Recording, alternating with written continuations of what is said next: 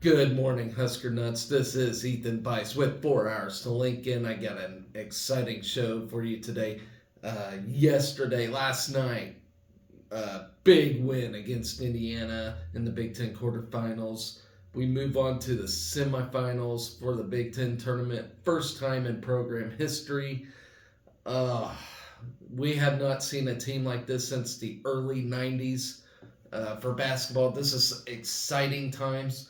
Yes, it's uncertain times for Husker Nation, but it's also exciting times. Embrace this while you can, folks. Excellent stuff going on in Husker athletics still, despite all the uncertainty uh, that is in within the athletic department and higher up as well. And I'm just gonna throw it out there, throw my name in the pot. Why not? All right, let's move on. So, um, we're gonna start with the all the other stuff before I get into that basketball game against Indiana. I'm gonna recap Thursday real quick as I did not get to. So Thursday, we got 3 wins in beach volleyball to talk about. So we took wins over San Diego Mesa, Grossmont, and Feather River. Uh, we got sweeps over Grossmont and Feather River and a 4-1 win over San Diego Mesa. Fantastic stuff there. So to end Thursday, we went 16-7 overall for the season thus far, um, surpassing last year's total of 15 wins. So great stuff right there. So let's move on to softball now, as they had a game against Northern Colorado on Thursday as well. We rallied from a 5-run deficit to defeat Northern Colorado 6-5 in 10 innings at Bullen Stadium. Trailed 5-0 after 2 innings, but were shut out until the 6th inning. But Nebraska scored 3 times in the 6th and twice more in the 7th to 4th extra innings. After a scoreless 8th and 9th inning, Nebraska claimed the victory. Then Alina Felix delivered a walk-off RBI single with 2 outs in the bottom of the 10th. Felix's game-winning hit was made possible by a terrific relief outing from Caitlin Olinsky. Olinsky came on in the 3rd inning and scattered 4 hits over 7 scoreless innings, the longest outing of her career. Kaylin Kinney earned the win for Nebraska by tossing a scoreless 10th inning. Sarah Harness started and allowed 5 runs in 2 innings. Offensively, Ava Bradwell was 3 for 5, and she drove in the tying run in the bottom of the 7th inning. Samantha Bland was also 3 for 5, producing her first career 3-hit game while leading Nebraska with a pair of RBIs. Katie Rayberg took the loss in relief for Northern Colorado. Rayberg was charged with 1 run in 1.2 innings. So then a legal pitch cost Nebraska 2 runs in the top of the 1st inning. The leadoff batter flew out to left field on a 3-2 pitch, but an illegal pitch was called, resulting in a walk. A 2-out single then put runners on 1st and 2nd before a 2-run double gave Northern Colorado a 2-0 lead. Then there's more clutch hitting. It pushed the Bears' lead to 5-0 in the top of the 2nd. Northern Colorado again had runners on 1st and 2nd with 1 out. When another 2-out, 2-run double made it 4-0. That was followed by an RBI double that capped the 3-run inning and put the Bears up by 5 runs. Nebraska only had 2 base runners in the first 4 innings. Then in the 5th, Caitlin Kaneda and Bland had back-to-back singles to start the inning, but a fielder's choice, a strikeout, and a groundout kept the Huskers scoreless. In the bottom of the 6th, Brooke Andrews and Bradwell singled, and pitch hitter Malia Toms walked to load the bases with 1 out. Canada then drove in Nebraska's first run with an RBI fielder's choice. Bland followed with a 2-run double that cut the lead 5-3. In the bottom of the 7th, McKinley Maleka led off with a single following a force out at second base. An error put the tying runs on base at 1st and 2nd with 1 out.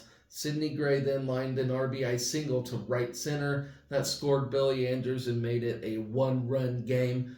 Nebraska tied the game when Bradwell oh my goodness. All right. When Bradwell hit RBI ground out to make it 5-5. So then both teams were retired in order. In the eighth, in the top of the ninth, a 2-out single and hit batter put the Bears on first and second, but Olinsky got out of the inning with a pop out to second. So good stuff there. We got the win, first win against Northern Colorado. We also rallied to win the first time in 9 tries this season when trailing after the 6th inning. Nebraska won its first extra inning game of the season, improving to 1-2 in extra inning games. So, yeah, 3 times already we had to go to extra innings. We rallied to win the first time in 9 tries this season when trailing after the 6th. The Huskers recorded a season-high 3 double plays in the game. Ava Bradwell went 3 for 5 with a double, posting her second career 3-hit game. Samantha Bland was also 3 for 5 to post her first career 3-hit game. Malia Toms walked as a pinch hitter in the 6th inning, marking the first walk of her career. Kaylin Kinney earned the win and scored the game-winning run. Billy Andrews went 0 for 5, snapping her 19-game hitting streak. Andrews was bidding to become the first player in program history to have 2 separate 20-hit game hitting streaks in a career. Andrews did draw a walk to extend her streak to 20 consecutive games, reaching base safely. So then we move on to Friday's softball game against North Dakota. So Samantha Bland hit a walk-off 2-run homer to cap the Nebraska softball team's 11-10 come-from-behind victory from North Dakota, which was last night. We trailed 4-0 after a half inning of play, 7-3 after an inning and a half, and 10-7 after 3.5 innings, but rallied to win on a walk-off hit for the second night in a row. The Huskers' first lead of the game came when Bland hit a 2-2 pitch over the wall in center to lift Nebraska to the victory. The homer capped a terrific night for Bland. The freshman went 4 for 5 with 2 doubles, a homer, and 3 RBIs while scoring a pair of runs. She set a career high in hits and matched her career high in doubles.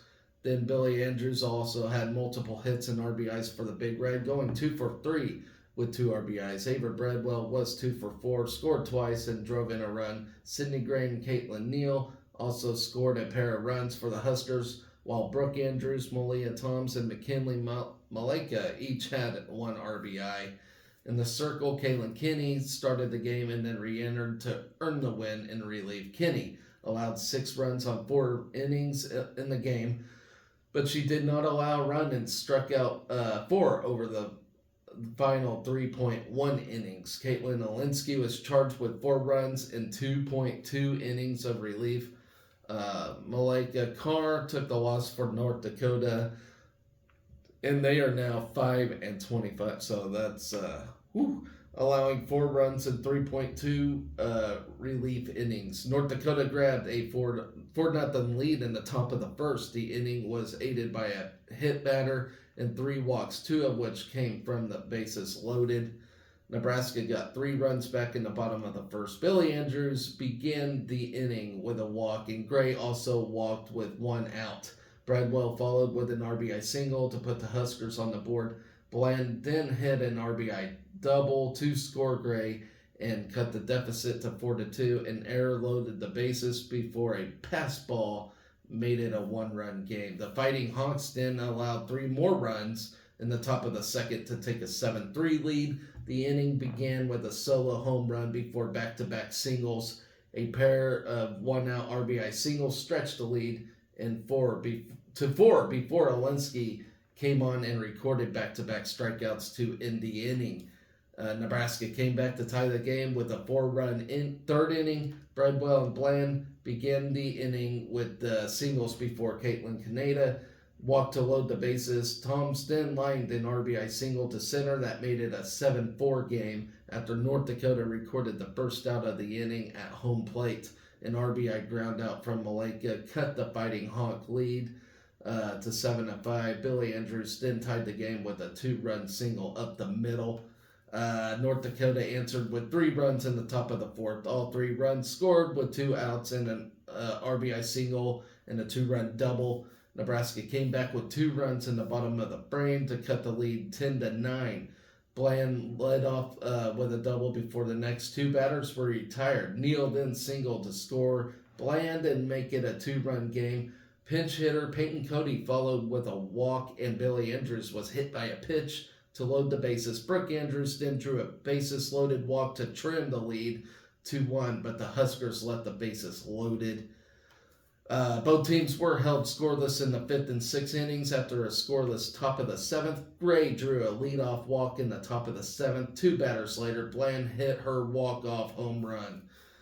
So some quick notes from this game. The Huskers won just for the 6th time in school history and for the first time since the 2017 season when allowing 10 or more runs. So that's a wild stat to me. Nebraska won on a walk-off hit for the 2nd straight night after Alina Felix had a walk-off single against Northern Colorado on Thursday. The Huskers played 10 innings on Thursday and 7 innings on Friday, and the only lead Nebraska had in either game was on the final play of the game both days. That's wild to me. Samantha Bland went 4 for 5 with 2 runs, 2 doubles, and a home run. Her 4 hits were a career high and 2 runs. 2 doubles and 1 home run tied her career high. Malia Toms started as the Huskers' designated player. Her first career start, she added a hit in her first ever RBI in the game. Billy Andrews went 2 for 3 with a walk to extend her streak to 21 consecutive games, reaching base safely. So on that note, that catches us up with softball action and they continue throughout the weekend. And I believe so they got a game against Creighton and Northern Colorado today. So yeah, we'll see how they do. All right, so before I move on to keep going forward with Friday's recaps, I want to talk about rifle real quick as we achieve some All-Americans this season. So Cecilia Ossie and Emma Rode earned All-American honors from the College Rifle Coaches Association on Friday.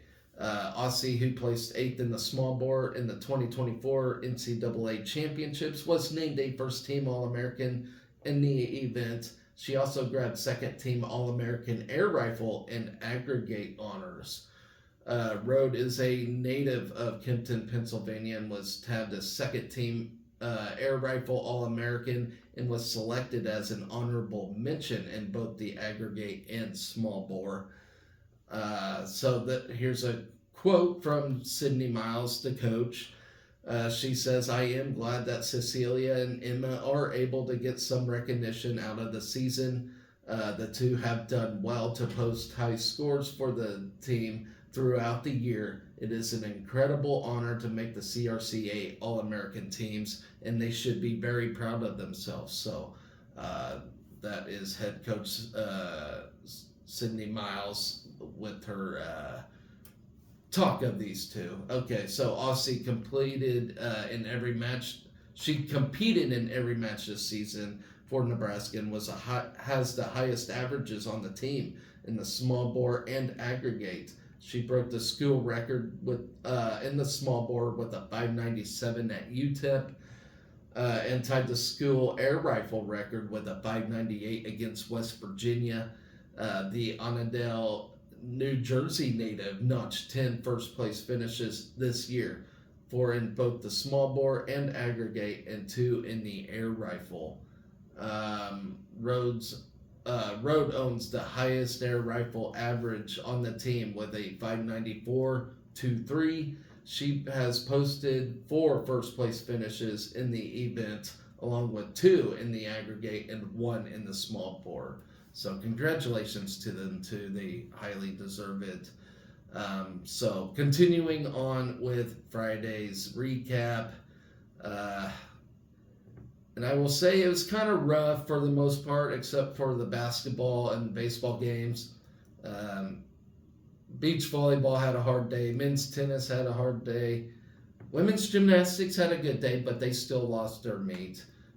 So let's talk about these real quick. So with beach volleyball, continuing on for the season, and today's their last day for beach volleyball. So be sure you check them out.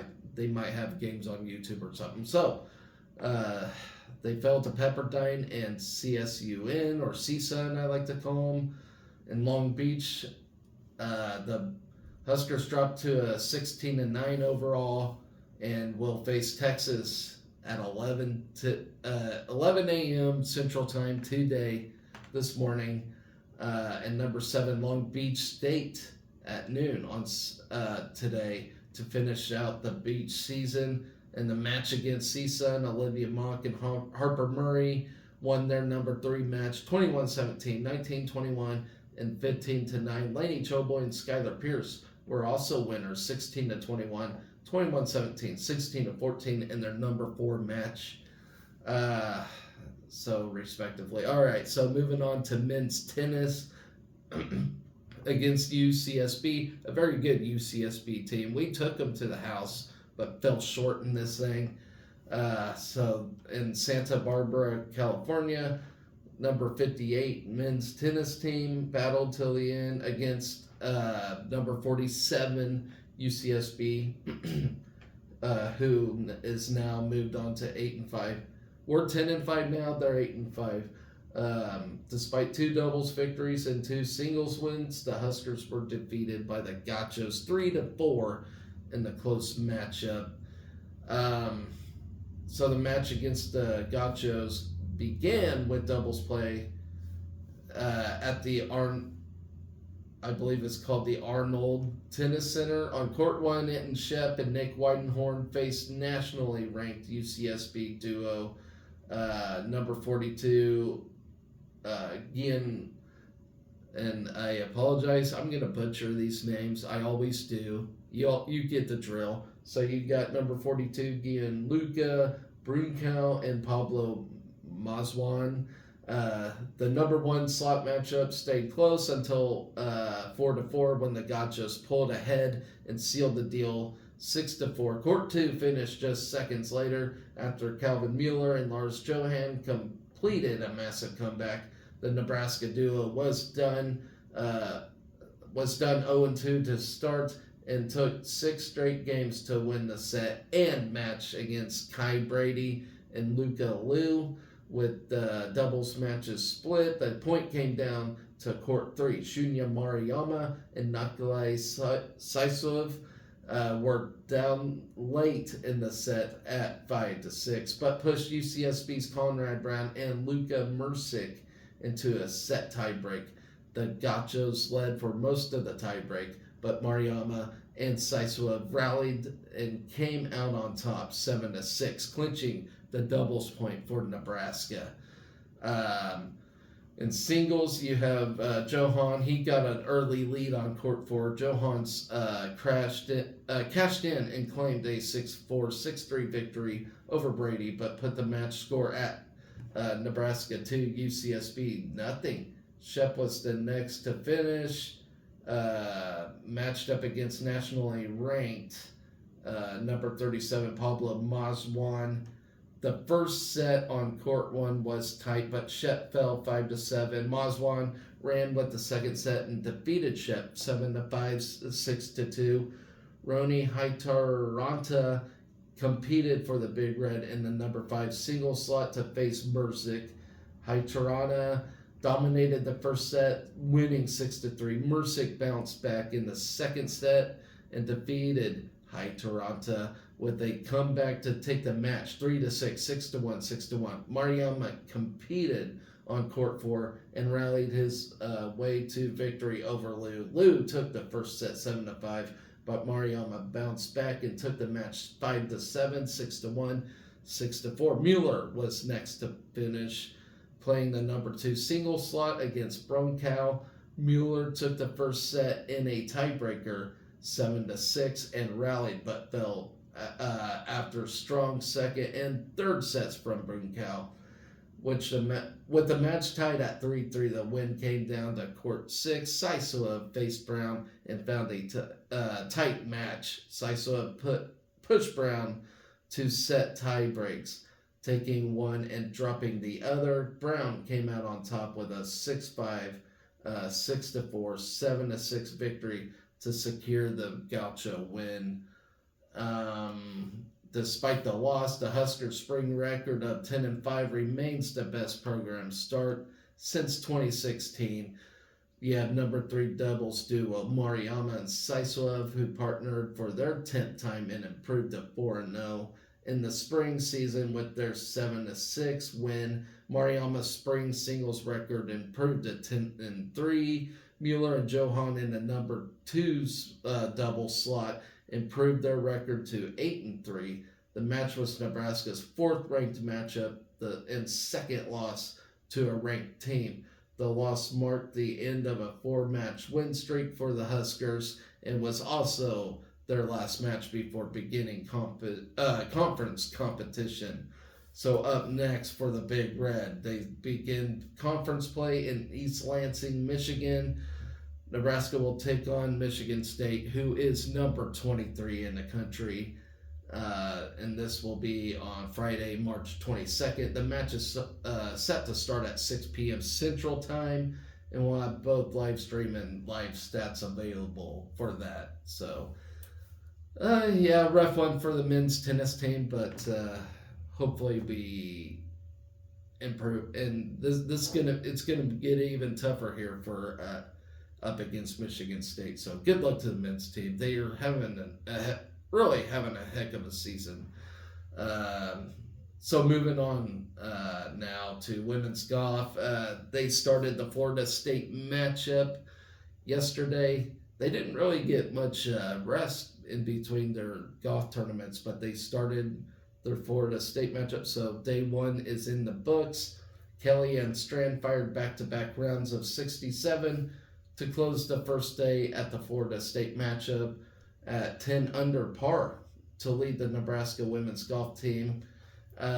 Strand finished the first 36 holes in second place, trailing only Duke's Katie Lee, who produced back-to-back rounds of 66 to head into Saturday's final round at 132. Strand is 2 shots in front of Baylor's Rosie Bresnihan, who sits in third at 136.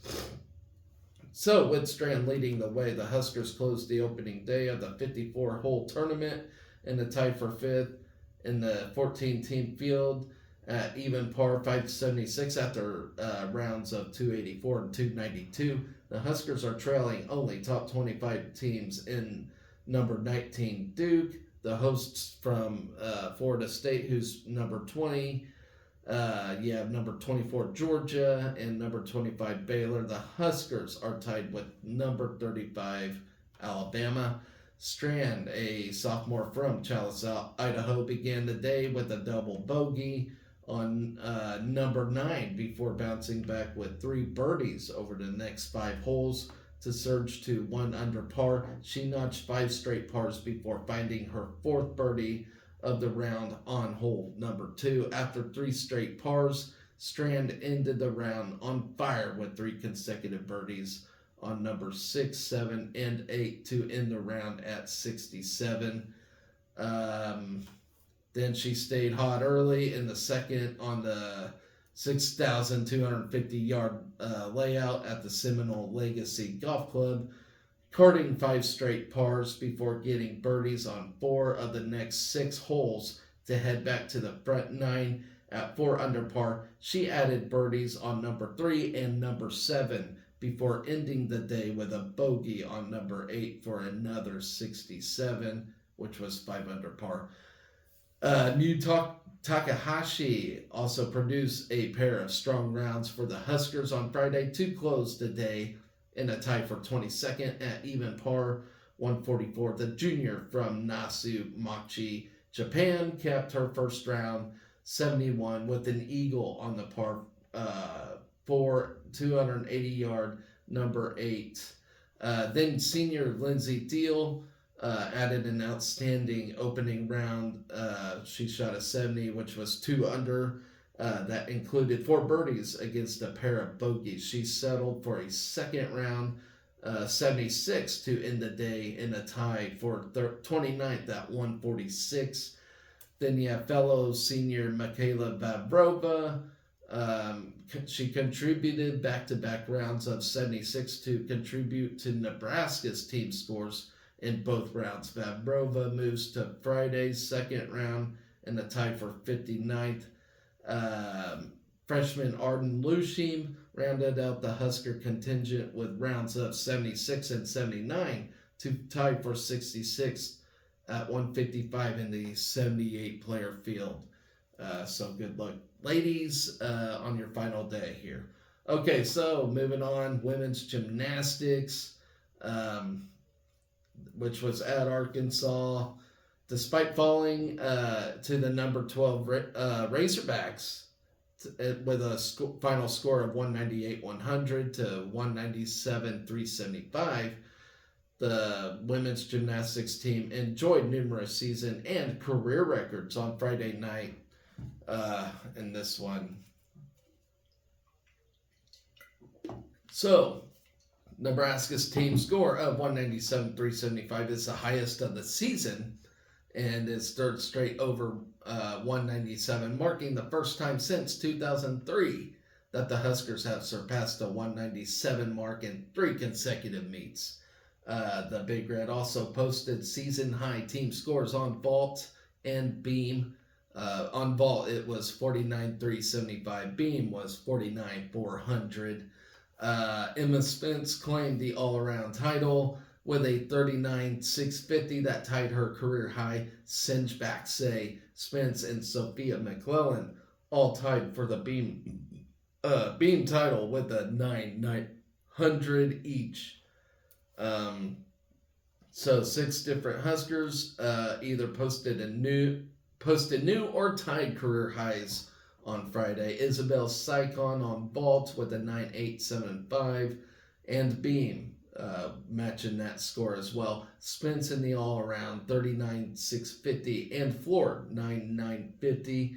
Isaiah Hall on vault with a 9.900. Whitney Jenks on floor with a 9.875. McClelland on floor with a 9.925 and Baxay on beam with a 9.900. So on rotation 1, the Big Red posted a 49-50 on bars to begin the evening, led by a 9.875 apiece by Spence and Kinsey Davis. Clara Colombo followed them with a 9.850 and Baxay and Jenks. Each sponsored a 9.825. Emma Simpton rounded out the lineup with a 9.300.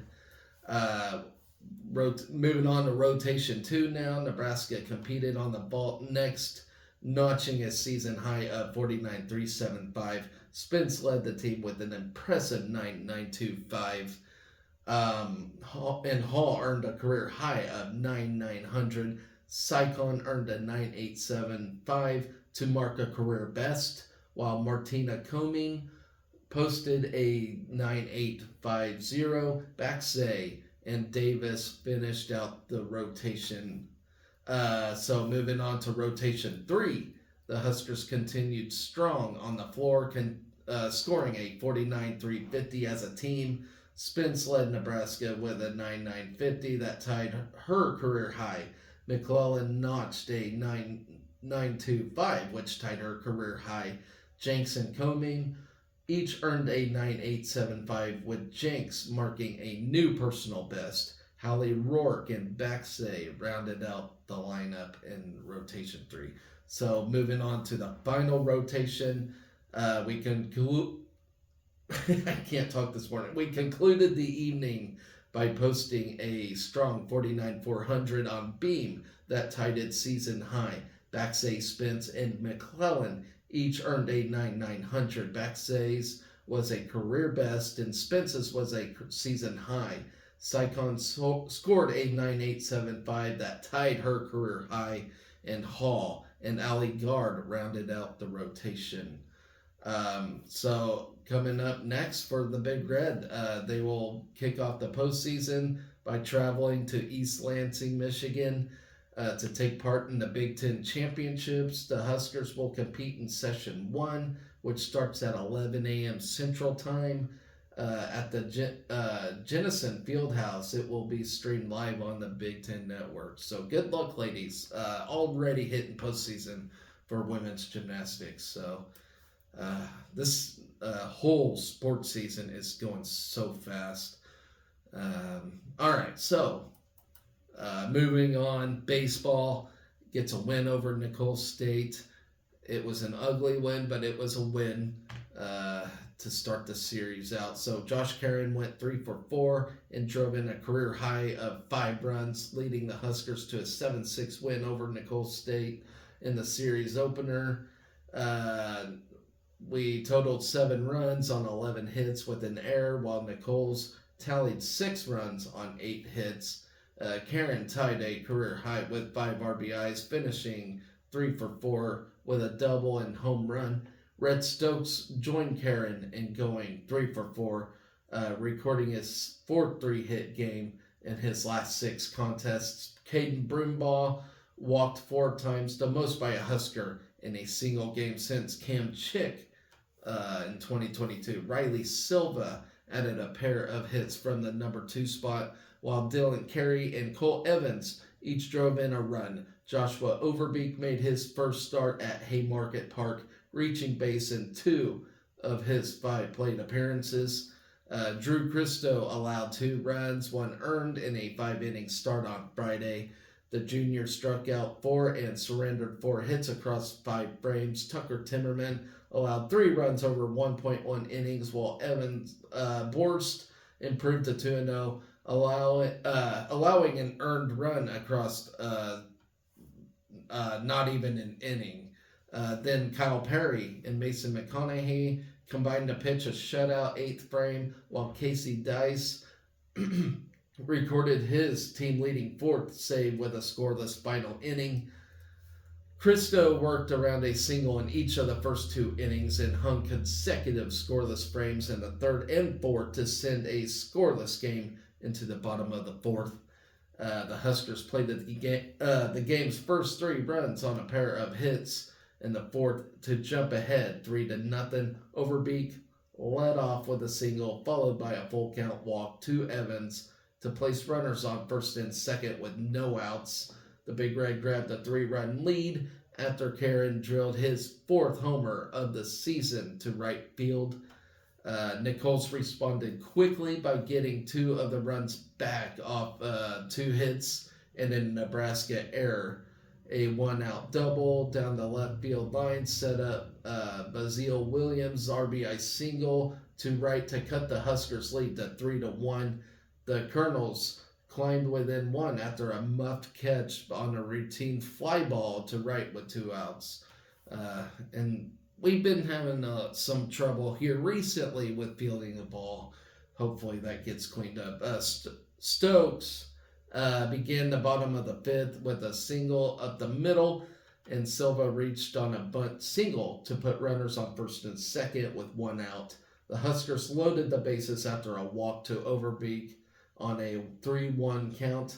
Evans brought home Stokes on a sac fly to reach to right to stretch the lead to 4-2 through 5 innings. Timmerman tossed a scoreless 6th inning after issuing a 1-out walk to maintain the 2-run advantage for the Big Red. The Nebraska offense scored for the 3rd consecutive inning to expand the lead 5-2 for the Huskers in the 6th. Karen opened the inning with a double down the left field line and moved to 3rd on Garrett Ingram's sac bunt. Carey lined a 1-1 pitch through the left side to score Karen on an RBI single. Nichols fought back with 3 runs on 2 hits in the seventh to lock the game at 5. 2 walks and a single loaded the bases with 0 outs, while Gerardo Varela, oh man, I can't pronounce that name. I didn't get to watch the game, by the way, as I was at a birthday party, so I don't know any of these guys' names. So I'm pronouncing their names the best I can. But yeah, this Gerardo Villarreal smacked a sac fly to left to bring the visitors within 5-3. Jaden Kalura's pinch hit 2 RBI double down the left field line tied the game back up at 5. Nebraska scratched across the run for the 4th straight inning as the Huskers touched home twice to retake the lead at 7-5. The Big Red had the bases loaded with no outs after a walk to Broomball. Silva single and a hit by pitch by Overbeek. Following consecutive outs, Karen lined a 2 RBI single back up the middle for his 4th and 5th RBI of the night to score Broomball and Silva and give the Big Red a 7-5 advantage after 7 innings. The Colonels plated a run in the 8th to trim the Nebraska lead in half. 2 walks and a single through the left side created a bases-loaded situation with 2 outs for Nichols. McConaughey induced a swinging strikeout with 2 outs, but a wild pitch allowed the runners to advance and make it a 1-run game. Then a leadoff single brought out Dice from the bullpen, who forced a fielder's choice and a game-ending double play to secure the Huskers' 11th win of the season. Nebraska and Nichols continued the weekend series today at 2:05 p.m. So I don't know why they schedule these damn games during the basketball tournament. Of course, I'll have to have some double screen action going on while that's going on. But yeah, it's a damn shame because I don't know who's going to show up to the baseball game with the big basketball game going on. I imagine you'll see a lot of people on their phones at this one. So it is what it is. You can't really control the scheduling at this point, not in the postseason. But yeah, poor Greg Sharp. He has to call the game while the basketball game's going on. So, I'm sure he'll have a screen somewhere, but still, you can't really just enjoy the moment. All right, so moving on. Speaking of men's basketball now, we move on to the semifinals after a nice win over Indiana. And I mean a nice win. It was brutal. Honestly, I was worried about this one. We were off for like a little longer than a week, and Indiana was already warmed up and played games. So, yeah, I was a little worried. They had this hot 5-game winning streak, and things were looking up for Indiana, to say the least. And their coach, Mike Woodard, my goodness, to begin the game, they interviewed him, and he always seems like such a standout guy, and maybe he still is, but just had a rough day yesterday. And he certainly did, as he got ejected from this game for I don't know what, because all I saw him do was sit, and watch his team just get absolutely crushed. But they ejected him for some reason. He must have said something. I don't know what was said, but can't really blame a guy for being frustrated with the way his team played yesterday. I really can't blame him. But we got the win. We move on to semifinals. We get a nice CBS nationally televised situation. It's been a long time since Nebraska ball has been in this kind of situation, at this kind of pedigree, and it's exciting, folks. I was born in '89.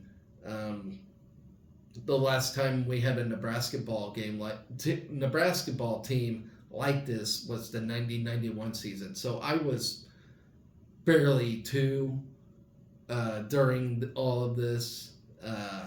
So I never, so technically, I've never seen a team like this in my life. And it is great. I mean, I've been through the 2013-14 season where I was very excited for that one. And I thought, holy shit, this might be the best team in history. But I think this one takes the cake compared to that 90-91 team. Yeah, we're sitting at second all-time wins right now. Not quite sure what the number one all-time, but I think if we run through this tournament, get a win in the NCAAs, that would clearly put us as number one all-time. But I'm thinking too far ahead. We got a tough one today against Illinois. Tough because we ended last night's game. It started at 8 o'clock. It didn't get over till about 10:30, somewhere around there. Illinois already was done and they're relaxing while we had to play clear till 10 whatever. So we had to get home and rest.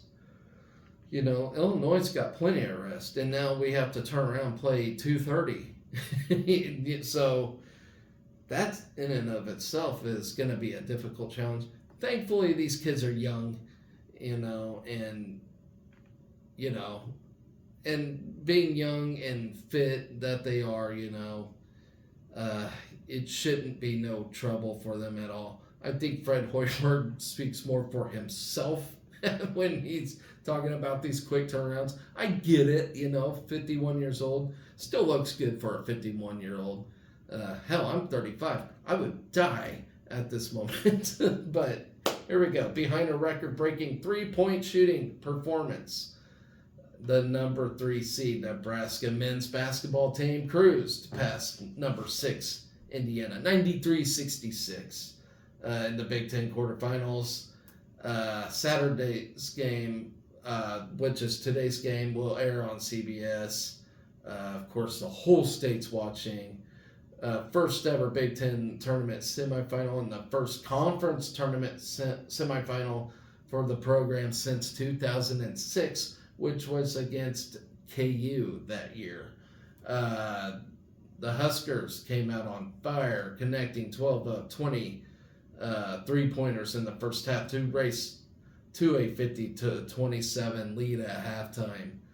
The second game in a row where Nebraska scored 50 first half points. Entering Friday's game, Nebraska's record for most three-pointers in a conference tournament game was 11 versus Maryland in 2016. The Huskers beat that in the first half alone on their way to finishing the game 14 of 32 from three. Nebraska shot 50% overall from the field and held Indiana to 35.3%.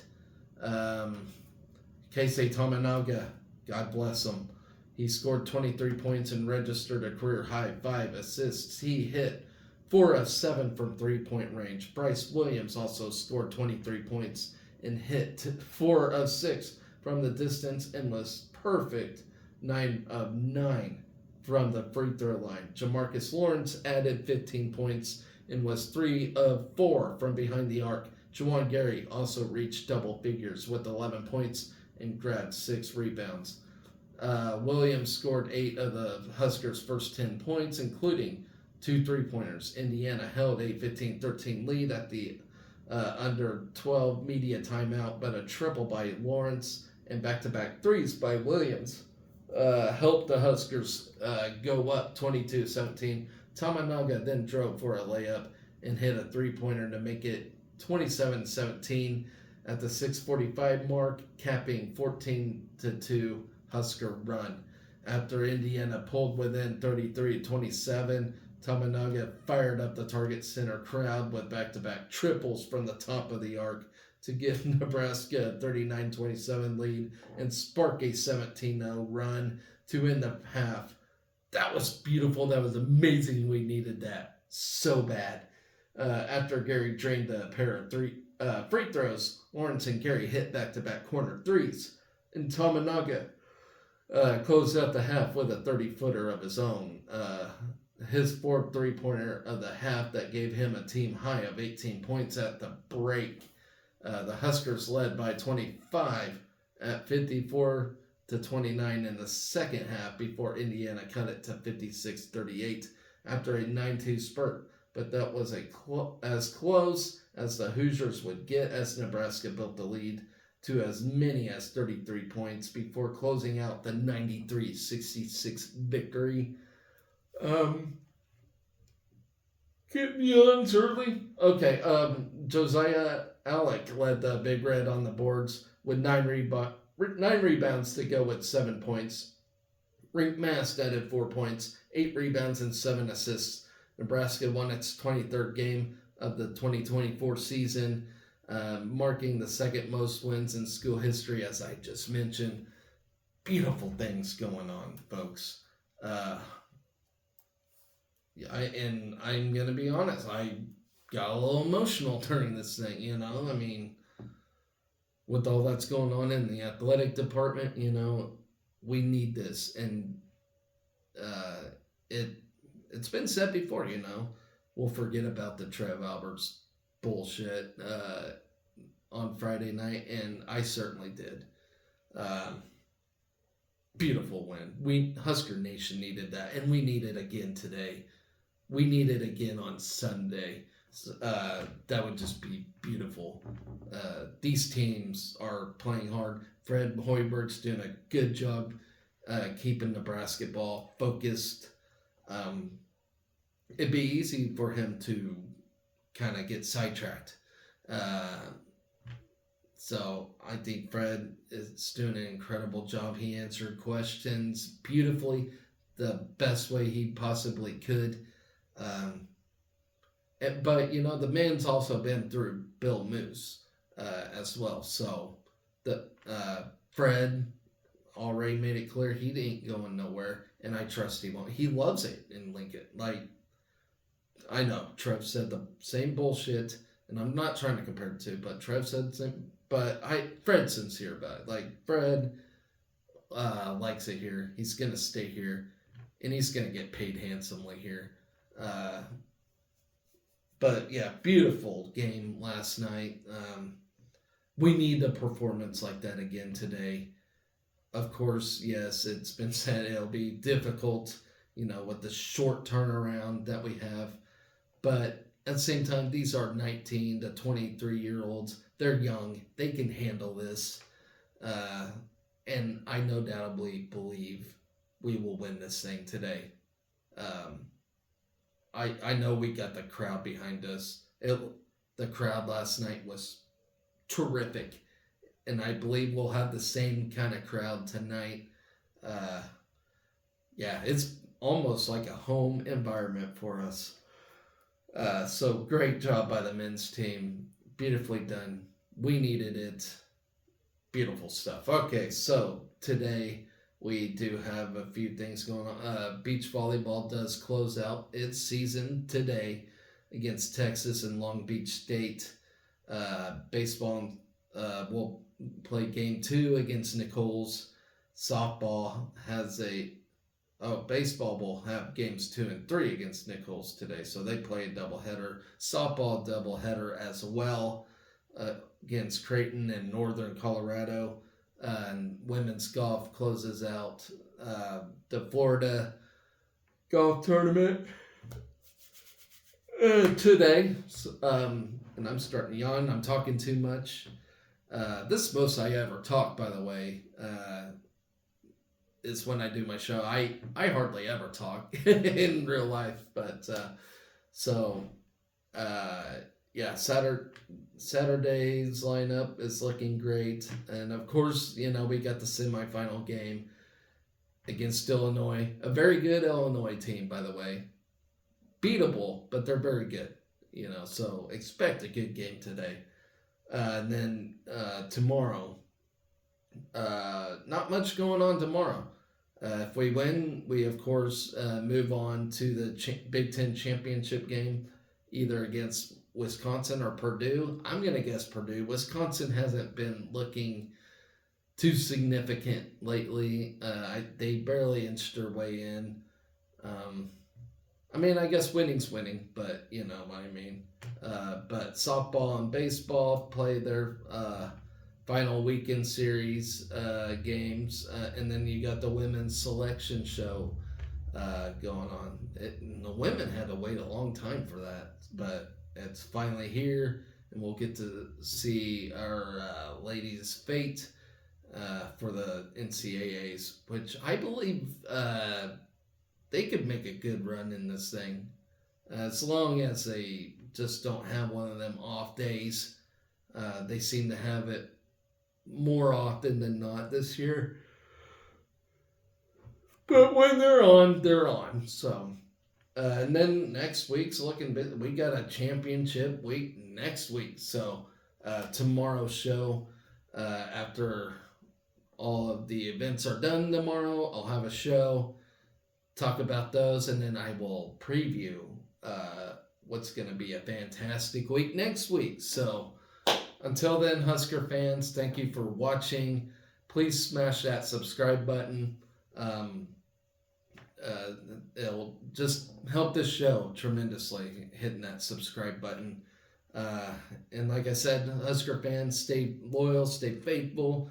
I know, tough times, tough times, but I am certain we will get through this. We will get through it.